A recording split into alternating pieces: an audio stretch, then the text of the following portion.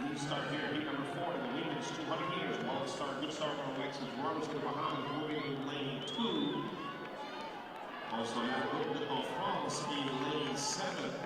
Top 3 advance, good run by Tala of Switzerland as well. And Hübar of Slovenia on the outer lanes is going to be Matt Whitman, also with Tala of Switzerland and Hübar for Slovenia. So that will be a European affair here with the official time of 20.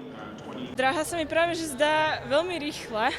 Ešte keď som tu bola vlastne na tréningu so štartérom, tak fakt sa mi zdala veľmi rýchla tá dráha, ale myslím si, že na tých šprintoch to hlavne robí to chladnejšie počasie, ktoré tu máme, pretože podľa mňa aj tento môj čas sa rovná takým časom, ktoré som behala práve na začiatku sezóny, keď bolo ešte trošku chladnejšie.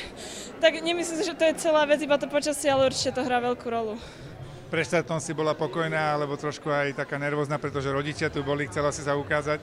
Tak najprv som bola trošku nervózna, keď som sa začala rozcvičovať, ale potom práve, že ako som prichádzala do tej callroom a takto, tak som začalo to vyzerať také naozaj, tak som sa z toho práve začala tak tešiť.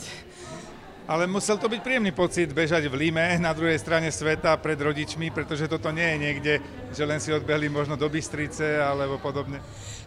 Akože ja som sa z toho veľmi tešila, že som tu vôbec mohla byť, takže ja som si stále hovorila, že proste uži si to, že proste to sa vôbec nedieje každý deň, takže som si to snažila užiť a takýto čas toho vyšiel, no.